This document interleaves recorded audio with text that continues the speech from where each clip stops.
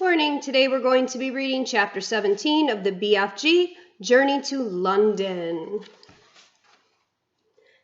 The great yellow wasteland lay dim and milky in the moonlight as the big friendly giant went galloping across it.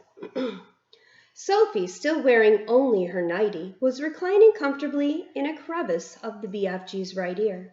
She was actually in the outer rim of the ear, near the top, where the edge of the ear folds over, and this folding over bit made a sort of roof for her and gave her wonderful protection against the rushing wind. What is more, she was lying on skin that was soft and warm and almost velvety. Nobody, she told herself, has ever traveled in greater comfort. Sophie peeped over the rim of the ear and watched the desolate landscape of giant country go whizzing by. They were certainly moving fast.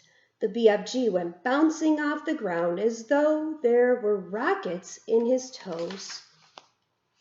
And each stride he took lifted him about 100 feet in the air. But he had not yet gone into that whizzing top gear of his, when the ground became blurred by speed and the wind howled and his feet didn't seem to be touching anything but air. That would come later. Sophie had not slept for a long time. She was very tired. She was also warm and comfortable. She dozed off. She didn't know how long she slept, but when she woke up again and looked over the edge of the ear, the landscape had changed completely. They were in a green country now, with mountains and forests. It was still dark, but the moon was shining as brightly as ever. Suddenly, and without slowing his pace, the BFG turned his head sharply to the left. For the first time during the entire journey, he spoke a few words. "Look quick, quick, over there," he said, pointing his long trumpet. Sophie looked in the direction he was pointing. Through the murky darkness, all she saw at first was a great cloud of dust about 300 yards away. "Those is the other giants all galloping back home after they guzzled," the BFG said. Then Sophie saw them. In the light of the moon, she saw all 9 of those monstrous, half-naked brutes thundering across the landscape together. They were galloping in a pack, their necks craned forward, their arms bent at the elbows, and worst of all, their stomachs bulging. The strides they took were incredible. Their speed was unbelievable. Their feet pounded and thundered on the ground and left a great sheet of dust behind them. But in 10 seconds, they were gone. "A lot of little girlsies and boysies is no longer sleeping in their beds tonight," the BFG said. Sophie felt quite ill. But this grim encounter made her more than ever determined to go through with her mission. It must have been about an hour or so that the BFG began to slow his pace. "We is in England now," he said suddenly.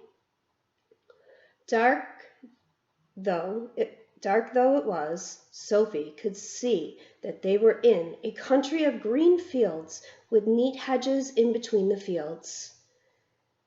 There were hills with trees all over them, and occasionally there were roads with the lights of cars moving along. Each time they came to a road, the BFG was over it and away, and no motorist could possibly have seen anything except a quick black shadow flashing overhead. All at once a curious orange-colored glow appeared in the night sky ahead of them. "We is coming close to London," the BFG said.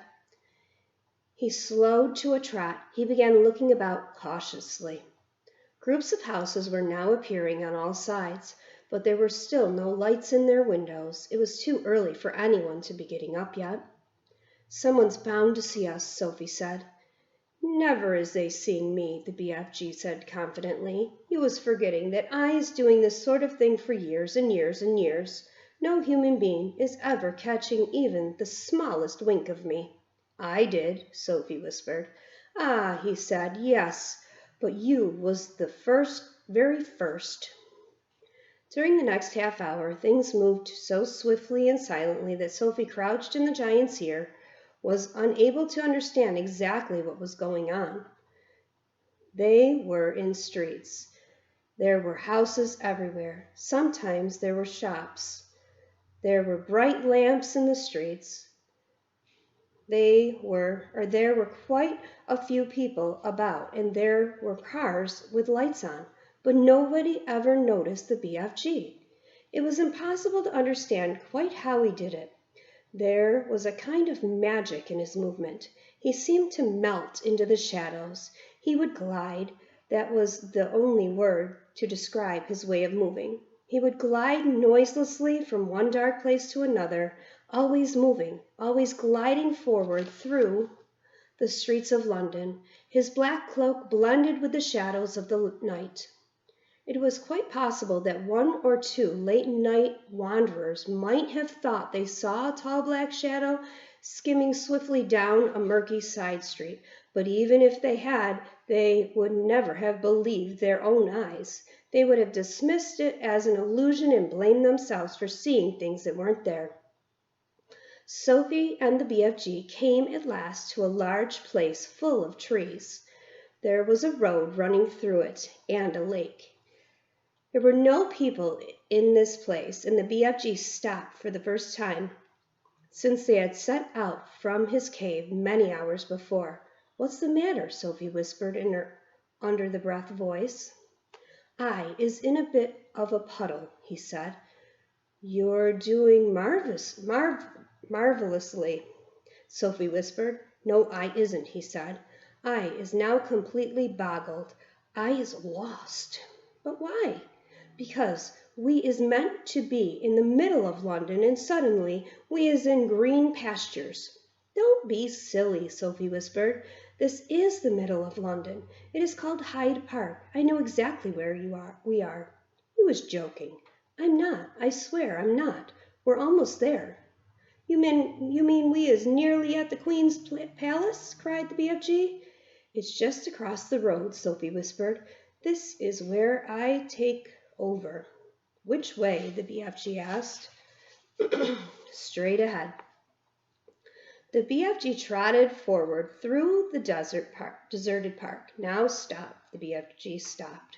"You see that huge roundabout ahead of us just outside the park?" Sophie whispered. "I see it. That is Hyde Park Corner." Even now, when it was still an hour before dawn, there was quite a lot of traffic moving around Hyde Park Corner. Then Sophie whispered, "In the middle of the roundabout there is an enormous stone arch with a statue of a horse and a rider on top of it. Can you see that?" The BFG peered through the trees. "I is seeing it," he said. "Do you think that if you took a very fast run at it, you could jump clear over Hyde Park Corner, over the arch, and over the horse and rider and land on the pavement on the other side?" "Easy," the BFG said. "You're sure? You're absolutely sure?" "I promise," the BFG said. "Whatever you do, you mustn't land in the middle of Hyde Park Corner." "Don't get so flussed," the BFG said. "To me, that is a snitchy little jump. There's not a thing-a-ling-a-ling to it." "Then go," Sophie whispered. The BFG broke into full gallop. He went scorching across the park, and just before he reached the railings that divided it from the street, he took off. It was a gigantic leap. He flew high over Hyde Park Corner and landed as softly as a cat on the pavement on the other side. "Well done," Sophie whispered. "Now quick, over that wall."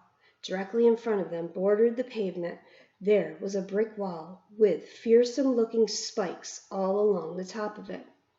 A swift crouch, a little leap, and the BFG was over it. "We're there," Sophie whispered excitedly. "We're in the Queen's back garden."